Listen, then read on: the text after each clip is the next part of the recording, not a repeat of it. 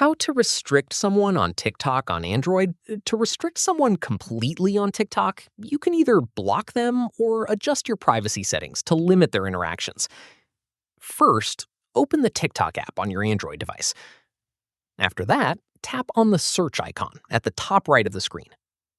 From there, search for the username of the person you want to restrict and tap on their profile to open it. At this point, tap on the share at the top right of their profile to open the options menu. In the next step, tap on block from the options that appear.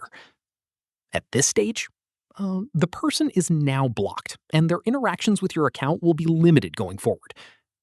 Once done, they also won't be able to see when you're active or when you've read their messages. Here's an important note.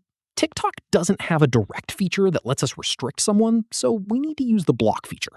Once done, they won't receive any notification that they've been blocked, so they won't know their interactions are being limited.